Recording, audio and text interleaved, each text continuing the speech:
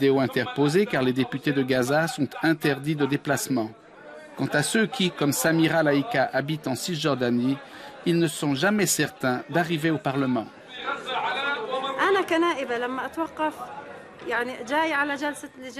Je suis membre du Parlement, mais quand je viens aux séances, je suis souvent bloquée plusieurs heures au barrage. Et j'arrive donc trop tard pour assister aux séances. Les Israéliens mettent des entraves quotidiennes à notre travail. Ils veulent nous empêcher de remplir nos fonctions pour prouver au monde que nous sommes des incapables. Les barrages israéliens sont bien pires que ce que l'on imagine.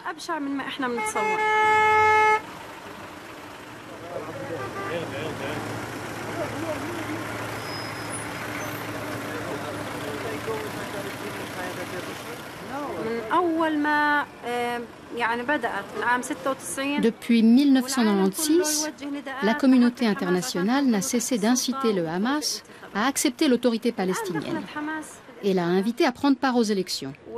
Le Hamas l'a fait et le peuple l'a élu à la majorité. Où est le problème? La communauté internationale a supervisé ces élections et a reconnu qu'elles étaient honnêtes. Pourquoi donc la communauté internationale fait-elle aujourd'hui pression sur le Hamas? Pourquoi le Hamas est-il inscrit sur la liste des organisations terroristes alors qu'il n'y a pas de règles juridiques qui condamnent le Hamas? Car nous vivons sous occupation. Il ne faut jamais oublier que nous sommes un peuple soumis à l'occupation. Et le droit international donne à tous les peuples soumis à l'occupation le droit de lutter contre elle par tous les moyens qu'ils jugent appropriés. Le monde ne voit-il pas qu'Israël est une force d'occupation?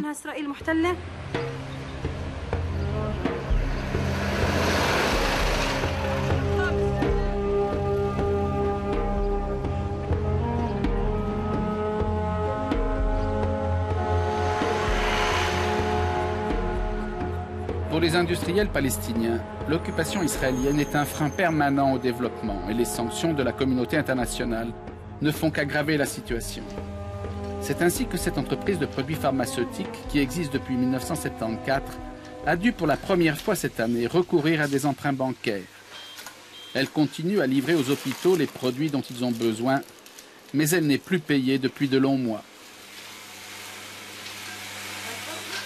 C'est en nous rendant dans cette entreprise que nous avons rencontré Yara Assad, jeune femme chargée des relations publiques qui, en dépit de l'occupation israélienne, en dépit des sanctions, veut croire à l'avenir de l'économie palestinienne.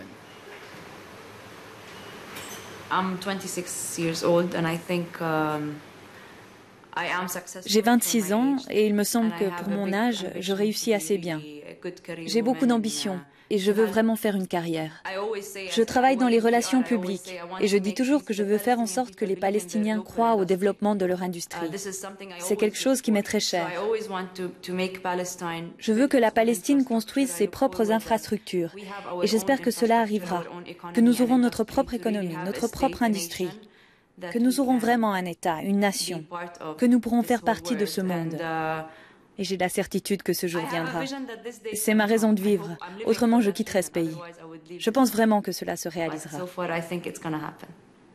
En janvier dernier, lors des élections palestiniennes, Yara suivait un stage aux États-Unis. C'est là qu'elle a appris la victoire du Hamas.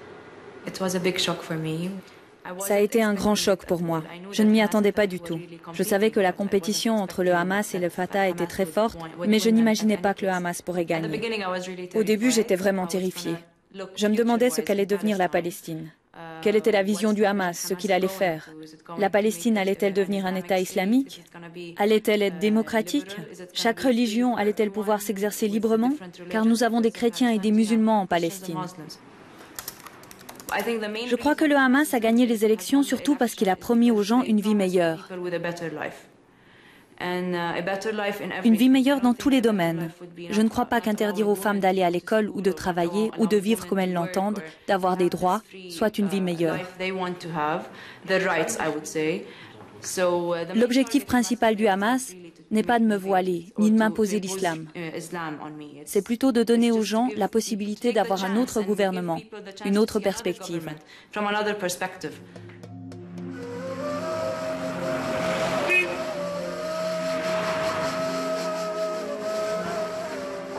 L'attitude du Hamas vis-à-vis des femmes ne semble pas non plus particulièrement préoccuper Maha Abou Souché. Chef d'entreprise, elle importe des voitures françaises en Palestine et son problème est bien plus l'occupation israélienne et les sanctions que la politique du Hamas. Je ne sais pas si vous le savez, mais les femmes, plus que les hommes, ont voté pour le Hamas. Moi, je n'ai pas voté pour le Hamas. Mais on pourrait attendre de pays et de nations civilisées qu'ils aient au moins la décence d'accepter le choix des Palestiniens.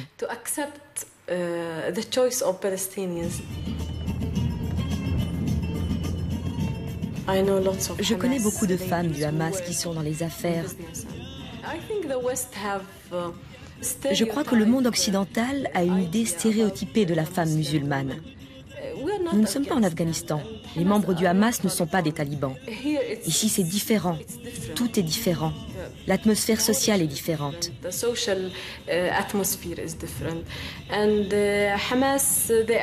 Le Hamas accepte que les femmes travaillent. Ils ont des femmes au Parlement et également une femme au gouvernement.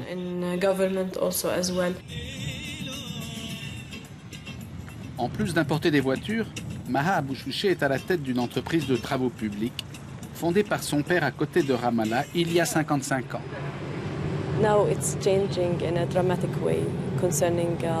En ce qui concerne les transports, la situation est en train de changer de manière dramatique à cause du nombre incroyablement grand de postes de contrôle auxquels nous sommes confrontés.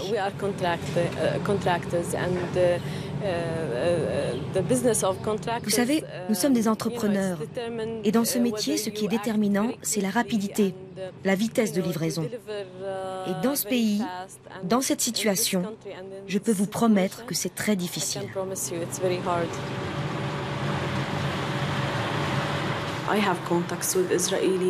J'ai des contacts avec des Israéliens. J'ai beaucoup d'amis israéliens. Je n'ai pas de problème à travailler avec eux.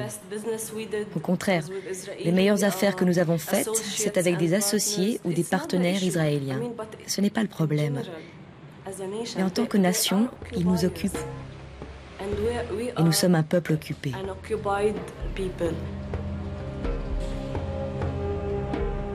La caserne israélienne qui domine la carrière d'Abou Souché témoigne de la présence militaire israélienne, alors que sur les collines environnantes, les implantations des colons, venus d'Europe ou d'Amérique, se chargent de l'aspect civil. Nous sommes actuellement sous occupation et je ne comprends pas comment on peut nous refuser le choix de nous battre pour notre liberté. Chacun se bat comme il l'entend. Je ne prendrai pas un fusil pour combattre les Israéliens, mais peut-être que d'autres personnes seront tentées par cette solution. C'est une occupation, et on devrait accepter que les gens combattent cette occupation, qu'ils combattent au moins pour leur dignité. Je ne comprends pas comment l'Europe peut nous le refuser. Je ne comprends pas.